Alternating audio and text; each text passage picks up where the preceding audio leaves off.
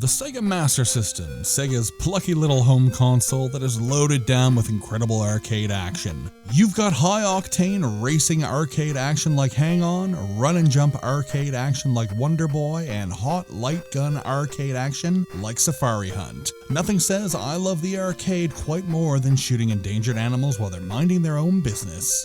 But hey, we're not here to talk about arcade games, we're here to talk about the antithesis of arcade games. Are RPGs the antithesis of arcade games? They are now. The Master System is not known for its RPG output.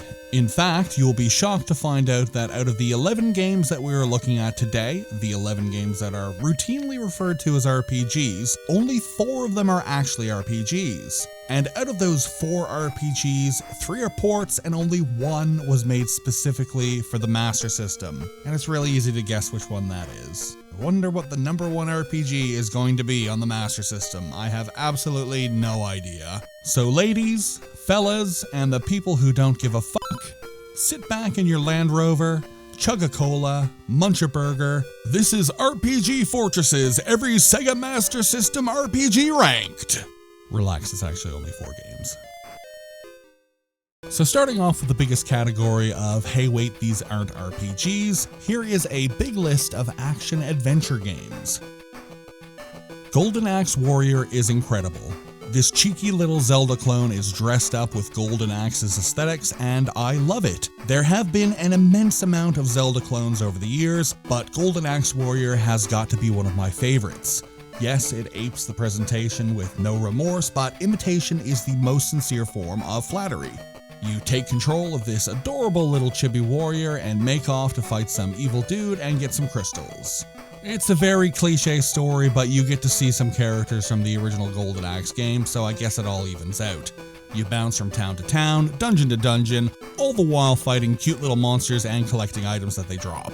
The graphics are nice and colorful, even more so than Link's initial quest. Everything has this super vibrant, saturated look to it, and I really like it. Music is catchy and fits the mood, very cheerful and invokes the image of adventuring. Controls are simplistic but get the job done. Moving around and attacking feels nice. It's just a pleasant little package.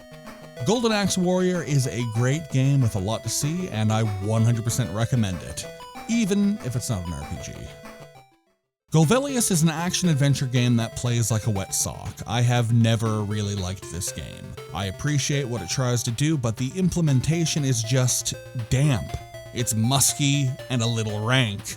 And it's definitely not an RPG, but it's kinda like Zelda and has some RPG-adjacent ideas. You play as a green-haired soldier named Kalesis, who is out on a quest to rescue a princess, gather 7 crystals, and fight a big bad.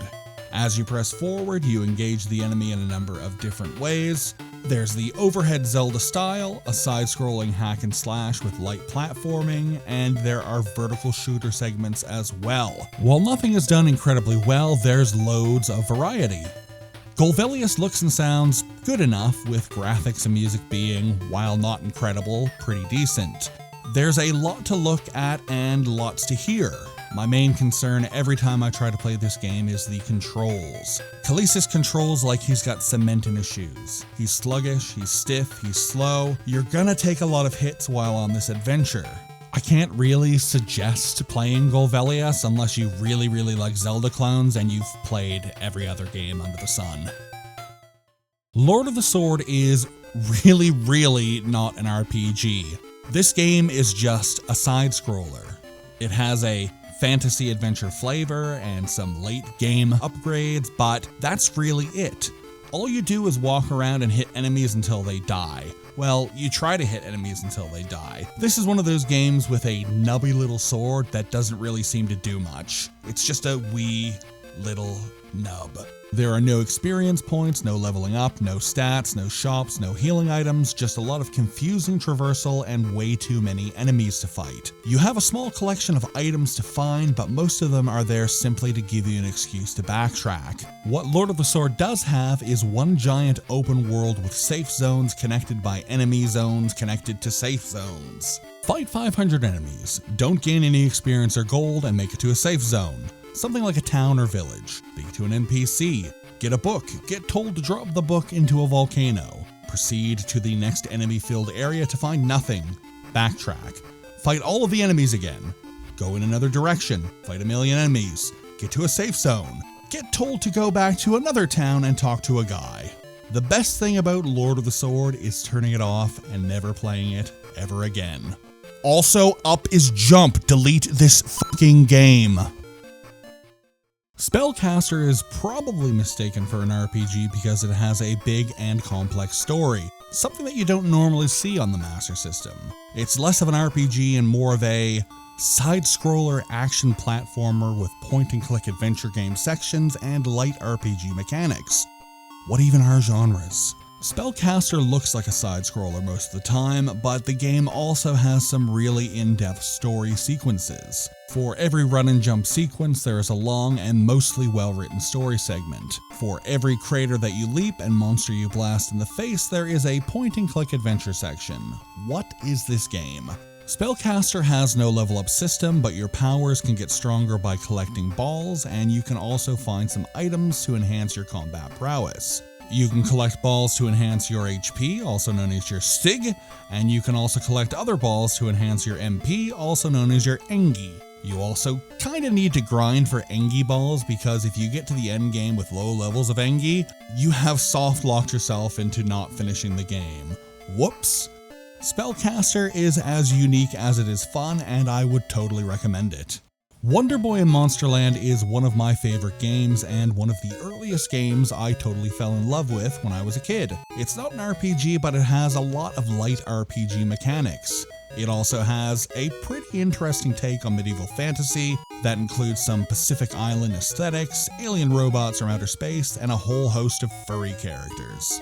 The game is an action side-scroller platformer, so you can expect lots of running and lots of jumping. You dispatch enemies with your sword and 4 separate spells. Pretty standard stuff, but as you press onward throughout the game, you collect gold coins. These coins can be used to buy shield, armor, and boot upgrades. You can find hidden bosses for sword upgrades, and you can buy and find other items like revival potions and temporary gear that gives you strength or defense boosts. There's also a decent amount of dialogue to be had. You have some story beats here and there, but you can also visit pubs for some optional dialogue.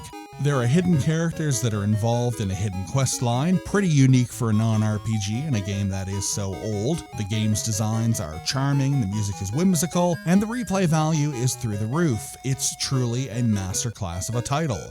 Wonderboy Monsterland is almost an action RPG, but regardless of genre, it's well worth a play. Wonderboy 3: The Dragon's Trap is another great title in the Wonderboy series. This game is closer to a Metroidvania than an RPG, but like Monsterland, it has lots of tropes and aesthetics that RPG fans will be enamored by. One of the defining features that separates Dragon's Trap from Monsterland is that in Dragon's Trap you can collect animal transformations that will allow you to traverse the game. The Birdman form will allow you to fly to new locations, the Merman form will allow you to travel deep underwater, the Mouse form will allow you to enter narrow passages. Like I said, it's kind of an early Metroidvania. You can buy weapon and armor upgrades with the gold that you find, and there's lots of hidden stuff to collect, but man, it really feels like just a side-scroller most of the time. This game even one-ups Monsterland with a big open world, but the various areas just feel like different stages, which is ironic because in Monsterland, you have actual stages. Both games are still worth playing, I always land on the Monsterland side of the coin. So just play this game, and play Monsterland, and get a Genesis and play Monster World and Monster World 4. Just play all of them.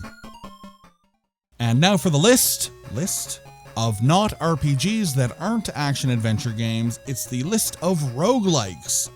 And it's only a single game. Can one thing be a list? It's Dragon Crystal. Dragon Crystal is fun. We live in an age where every other game is a roguelike or a roguelite, but Dragon Crystal is from the time when roguelikes were a lot less prevalent. There is lots to see, lots to do, lots to kill, and it's all randomized, and it's real fun. I wouldn't consider Dragon Crystal an RPG because there is no story. Seriously, you press start and you're just dropped into a dungeon without a single word of dialogue. You can level up, you can get gear upgrades, there's lots of items, lots of monsters to fight, but no story, no dialogue. And since RPGs are known for their big stories, I'm afraid I can't include Dragon Crystal as an actual RPG. What I will say is that Dragon Crystal is a must-play. It scratches that RPG itch, and there is nothing else like it on the Master System. And now on to the main event, the actual RPGs on the Master System. Games with story, games with character progression and advancement, games with exploration, games with character growth, games with dungeons, games with towns, games with loot, games with everything needed to be considered an RPG. Number 4, Miracle Warriors.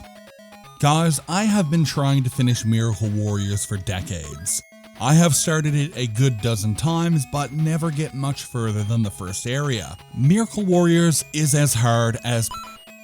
It has all those early console RPG tropes like the enemies are much tougher than you, it takes 1 million experience to level up, you need 1 billion gold to buy upgrades, every other step is a random battle. The game is relentless. On top of the normal brutal RPG tropes, you also have some bespoke handcrafted horrors to behold. First off, you start with no equipment, so you need to grind some money and experience from local enemies right away. It's bog standard enough, but you will sometimes get into battles with friendly units, and if you kill them, you lose character points. If your character points are too low, you can be barred from entering towns, and if you have a blacksmith recruited, he might leave. Holy cow. And yes, you have a blacksmith. Why? Weapon degradation.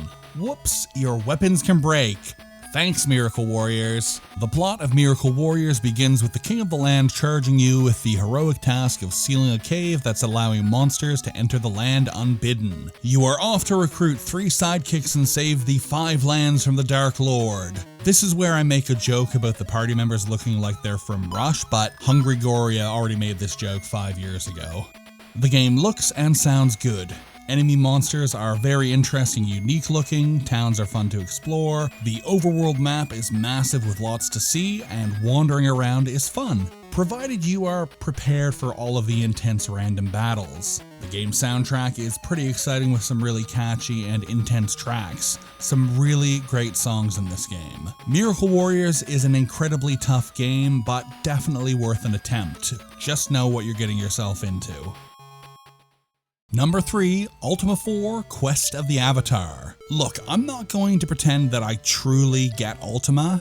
These games have always been very obtuse to me. I have played all of these games, not to completion, but I've played all of them at least for some amount of time. They're all very dense, but man, let me tell you how in love with these games I am. Let me tell you how much I love Ultima IV on the Master System. Ultima IV begs you for every scrap of your attention. This is not a chuck it on and watch Star Trek at the same time and only partially pay attention to it kind of game. Turn off the TV, turn off the stream, turn off your background music, sit down and give Ultima IV your full attention. If you do this, you are going to have one hell of a good time. The world, goals, characters, setting, and the morality system are all very open-ended. You are never going to play the same game twice. You are never going to have the same experience twice. This is what makes Ultima so good. You can just turn it on and go. Do whatever you want and then just enjoy it. It is dense and obtuse, but that's what makes it so good. The graphics aren't going to win any awards, they simply get the job done. You know what everything is by looking at it, but you won't be drooling over the design choices. This game is truly from a time when you needed to bring a hefty dose of imagination to the table. The music is great, but the soundtrack is pretty short. But like I said, with how attention demanding this game is, you're not going to be able to put a podcast or whatever on in the background. You'll get used to it. Ultima IV is daunting, but that is why you play it. Number 2 is Ys, The Vanished Omens. The first Ys is one of my favorite action RPGs ever. I have played every single English version of this game and even dabbled with some of the non-English versions. The game is legendary and deserves to be in a museum. an ARPG museum. While not the very first ARPG, Hello Dragon Slayer, it is definitely one of the first, and the Master System version is pretty great. The story of Ys is that of Aaron, who is on a quest because that's what young men in fantasy stories do. He ends up in the town of Minea where a fortune teller named Sarah tells him all of the dark facts of an ancient evil returning to the land. Adol heads out on a journey to find the 6 books of Ys, glad it's not crystals this time, so he can save the land. And yes, the game has named recurring characters, something pretty wild for a game dropped in 1987. Combat in Ys is very straightforward, but it takes a bit of practice. Yes, we're talking about bump combat, baby! Instead of running at an enemy and hitting a weapon to slash your sword, you need to run at them on an angle, simulating attacking their weak spot. This can be really fun once you figure out an enemy's pattern, but it can be finicky with bosses, so prepare to die a couple of times. There's also lots to find and do, including a couple of mini-quests. The game is a joy to look at. It's colorful, the maps are well designed, and the sprites are cute. The game's soundtrack sounds incredible on the Master System, with Yuzo Koshiro's epic songs adapting well to the system's sound chip. The game has lots of gear to upgrade, healing items, quest items, and loads more to find and collect. Dungeons are massive, with the final dungeon on its own taking up about half of the game's playtime. Although, one curious deviation is that a few of the dungeons in the Master System port are actually flipped horizontally. How bizarre. Ys is an incredible and legendary title, and I am happy to say that the Master System version is a great port. And number 1 is Phantasy Star, because of course it is. Sitting alongside Final Fantasy and Dragon Quest as the trio of games that defined the early days of console RPGs, Phantasy Star is as influential as it is important, and it broke all of the rules right from the start. Phantasy Star was swords and sorcery, but it was also sci-fi. The game's hero was a young woman. The game takes place on 3 planets, and the game's programmer went on to create Go to Jail for Insider Trading. The story of Phantasy Star begins with the brutal murder of a young man at the hands of the king's robot cops. His sister takes up her sword in revenge and vows to take down the monarchical government. Hell yeah, I love a game based on anti-fascism and regicide. Alice recruits some colorful characters on her journey: the gun-toting Odin, the magic-slinging Lutz, and the talking cat cleric/fighter, Meow. There's a lot to see and do across the Algol star system. The game looks so good, especially for being released in 1987.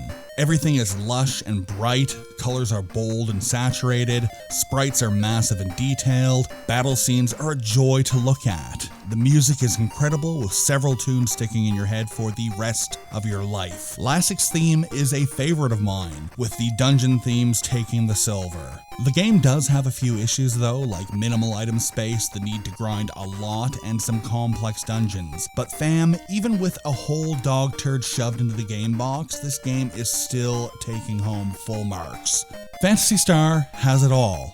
Classic turn-based combat, a deeply realized setting with fantastic dungeons, recurring characters and a well-written story, gear upgrades that you can both find and buy, and so much more. Phantasy Star is both genre-defining and genre-defying. It embraces the RPG genre, all the while supplanting its own ideas. I 10,000% recommend this game to any and all RPG fans all over the world. Even if you don't devote yourself to a full playthrough, because it is pretty brutal, I suggest playing just a few hours so you can see just why this game is so beloved.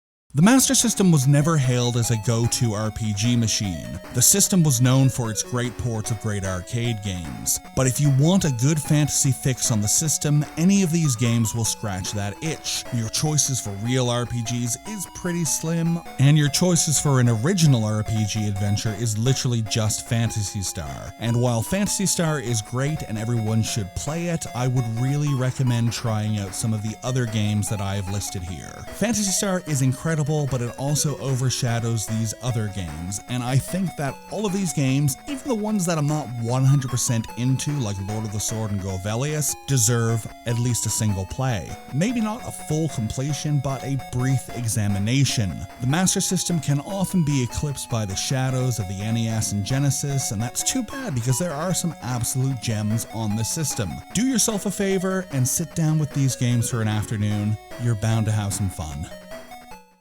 Hey, it's the end of the video. Wow! Thank you for watching. I hope you had some fun.